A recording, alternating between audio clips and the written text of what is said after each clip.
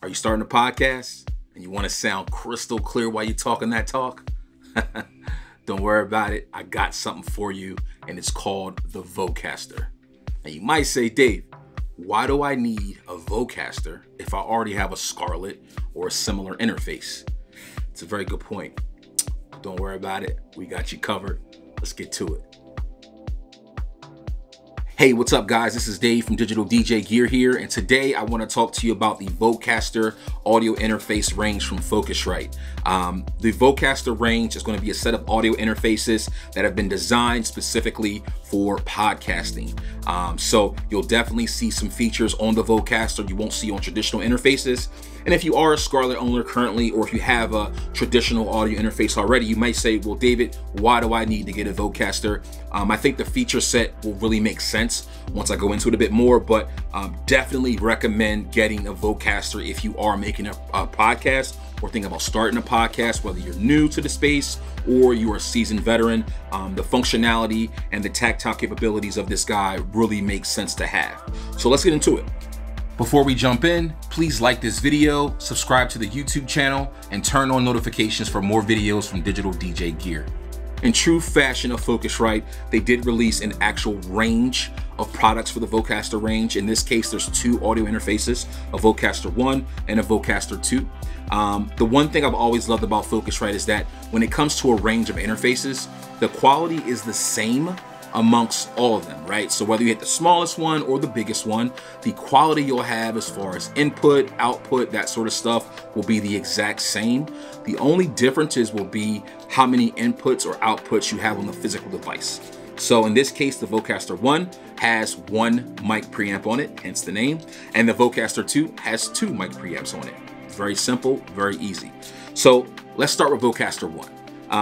First of all, the layout and the ID of the Vocaster range I love so much, because unlike traditional interfaces that they're, front address, basically you'll put them next to your computer or on your desk, and you typically touch them to, adjust the volume kind of thing, or maybe the gain every so often.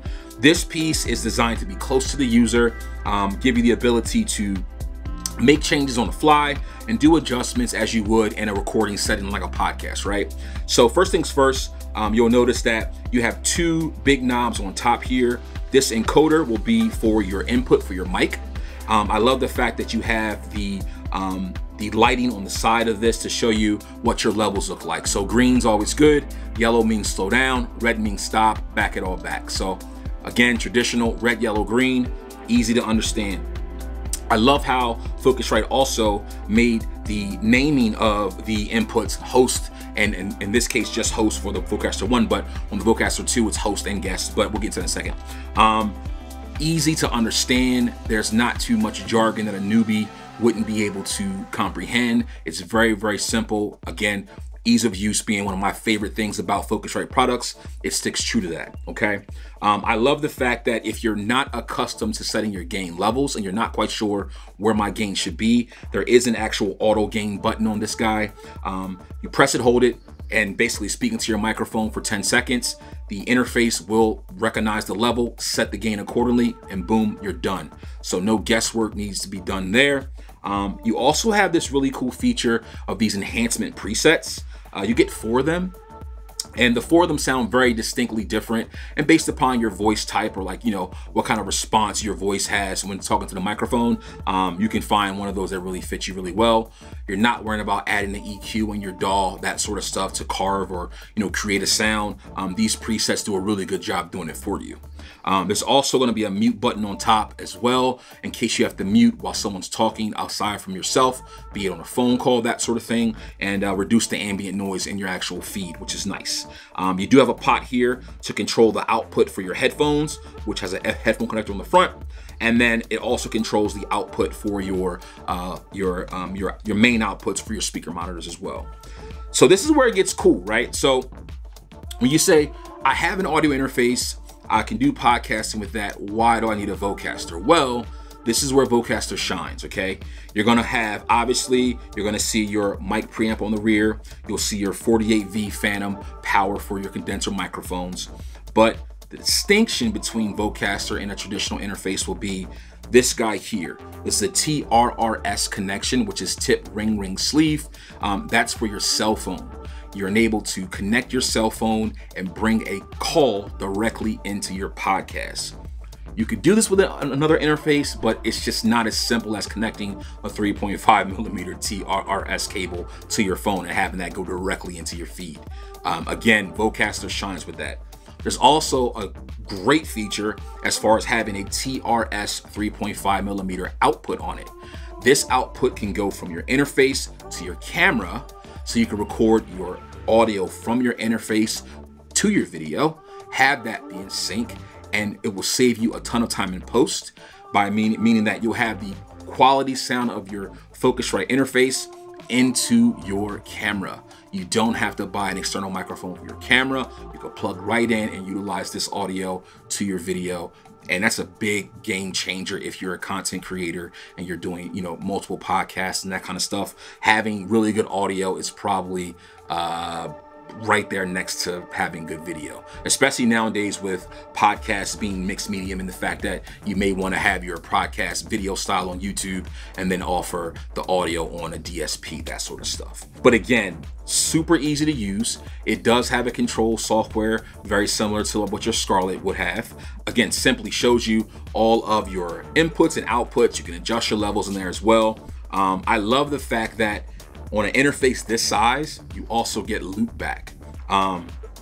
That's big because now you can pull audio from your computer and have that into your podcast. So if you're a podcaster that talks about, you know, current events or pop culture, and you want to basically, you know, discuss something from a feed or from socials and have that be a part of your podcast, you're not losing any outputs trying to do a, you know, a physical loop back on your interface. And more importantly, typically you don't see a virtual loopback function on interfaces this size. So that's a big deal for Focusrite to put that on the Vocaster One. Again, I think it's phenomenal. You can buy this guy by itself or in a actual studio bundle, very similar to like an actual Scarlett Solo Studio, in which you get everything you need in the box. You'll get an actual dynamic microphone, you'll get a XLR cable, USB cable, and a set of headphones. And the cool thing about that is the price point jump is not that big of a deal. This guy will be $199.99, and then for the studio bundle, you throw $100 on top of that and get all those other things in the box for $299.99. The Vocaster 2, again, part of the range, very similar to what you'll see in Scarlett range as far as the Solo to the 2i2. The Vocaster 2 has 2 mic preamps, hence the name. This particular design, you'll see though, it's a little bit different in the fact that you're gonna have 2 headphone controls on top, labeled host, labeled guest. Again, super easy to understand. Thank you so much, Focusrite, for this. You'll have 1 encoder on top, but this 1 encoder can do all the adjustments you need. So you can adjust the input level or gain level for the host or the guest by selecting either. And then obviously you can do the auto gain set feature for your host and your guest, very similar to the Vocaster One. You have 2 enhancement buttons here, so the host can choose their preset, the guest can choose their preset, and now we have 2 of the mute buttons to mute either host or guest. Again, 2 headphones labeled host and guest. It doesn't really get much easier than that. Very simple, straightforward. And then on the rear, as you can see, the actual layout, looks very similar to the Vocaster One. The biggest difference is going to be obviously an additional mic preamp for the guest. You're going to also see though Bluetooth connectivity, which is clutch. So you still have the TRRS to connect to a cell phone, but now you can receive Bluetooth audio into the interface and record that into your podcast as well. You cannot do that with any Scarlett. I don't believe any of the Focusrite interfaces features Bluetooth. So that big feature set in itself makes this a key component, especially if you're going to want to receive Bluetooth audio during your actual podcast recording. No other interface in the range for Focusrite, in the ranges, should I say, from Focusrite can do that. Bus powered, again, really, really simple. This also comes in a studio pack as well, in which you get a dynamic microphone, a set of headphones, a USB cable, and a mic cable. I love the fact though that the Vocaster 2 comes with a different style dynamic microphone, a broadcast style. I don't want to, you know, say a SM7B style, but as far as the layout goes, it's a broadcast style, and it looks really, really good. It sounds really, really good. But the key is on these interfaces, which you won't see on the Scarlett, is the amount of gain on the mic preamps.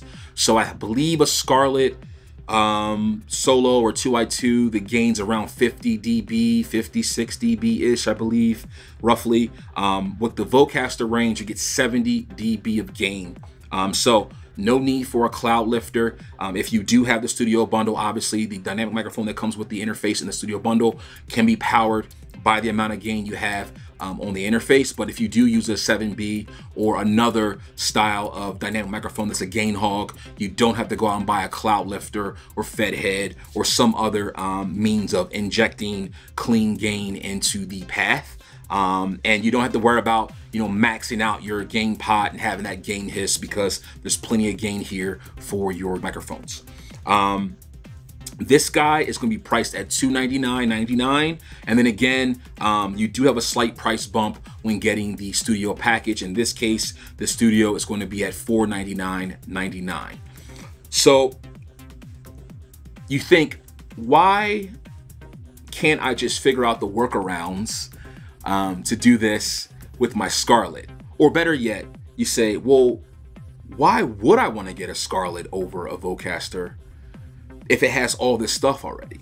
Well, one thing you don't have on the Vocaster is going to be your traditional line or, you know, instrument level inputs or instrument inputs, right? You have a true XLR connection for the mic preamps, and that's it. All the other I/O is going to be for other devices or peripherals like your cell phone, audio for your camera. Whereas on your interface like your Scarlett, you will have the ability to connect a, you know, a guitar or connect a keyboard via 1/4-inch connection. Now, if you are doing a podcast in which you are playing live or you're using an instrument live, then maybe the Scarlett might be a better option for you just because of that. One other issue, I guess, or difference would be, not issue, but difference would be air. You know, you do have the air mode that emulates the ISA air mode on the Scarlett range. You don't have that on Vocaster, but you do have the enhancement buttons that will give you those 4 different presets, which I think even is a bit more robust, because you can kind of contour a sound and not just have one fixed enhancement or one fixed path adjustment, or, you know, change to the signal path. Love the fact that Vocaster gives these options to the end users who are brand new, who need to record podcasts, but more importantly, size and form factor allows you to record podcasts on the go. I've seen some other podcast interfaces that are a bit more bulky, a bit more tough to lug around. This guy will fit in your bag, no different than what your Scarlett will. And quite frankly, if you are not quite sure which one you'll need that day, you can bring both your Scarlett and your Vocaster, and you probably wouldn't take up as much space as some other podcasting interfaces. So for the price point, the size, phenomenal. Now, another place that Focusrite shines is the control software. Vocaster Control, you can see everything right there. You plug it in, easy to use, class compliant. It shows up. It walks you through the actual onboarding process without a hitch. You can go get it done in minutes and be up and running. But the control software is nice because you can easily see all the levels. You can adjust. You can basically have a mix going, and you have the loop back there. So when you see your loop back, that's a good way of getting loop back from your computer. Visually, it's right there. You can adjust the levels, and that feeds directly into your podcast recording. As far as recording though, the one thing I love is that you do get a light version of Hindenburg, and Hindenburg is probably the #1 podcast recording software out there. Focusrite went ahead and paired with them and offer that to the customer base. So if you don't have a DAW, you want to get started with a podcast, you have one of the best, if not the best, podcasting recording software offered free to you in the box, a light version, should I say, in the box without issues. All right, so to recap, The Vocaster range consists of the Vocaster 1 and the Vocaster 2. You can see pricing of all the interfaces on the screen, including the studio bundles for each that include the microphone, headphones, and XLR cable. Essentially everything you need in the box to begin creating your content. Again, if you are looking to make a podcast in which you're going to be actively playing an instrument and you need to have a 1/4-inch connection with your instrument or line level, then you probably want to stick with your Scarlett because that's going to be offered on those interfaces. However, though, if you do have the ability to play back music that's pre-recorded, the Vocaster will be the one for you. If you have plans on having someone call in, or if you have plans on recording your Zoom calls, if you have plans on wanting to film your podcast and feed that really nicely sounding audio into your camera and have that lined up, then hands down, Vocaster is the way to go. There really isn't a substitute for that functionality out there. And for the price point you get, it just really makes sense to have it in conjunction with your Scarlett. I think Focusrite offers really good price points and allows the end user to be able to have the exact tool they need to sound great, produce great content, and still be able to have multitude of things to get done, even if it comes in multiple interfaces. Hope you guys enjoyed the video. As always, stay focused, be good to each other. Peace. We hope you enjoyed this video from Digital DJ Gear. To learn more about all of our pro audio, lighting, DJ, and recording equipment, please give this video a thumbs up and subscribe to our YouTube channel now. Be sure to leave a comment below if this video helped you, and check out these other videos we think you might like. Until next time, thanks for watching.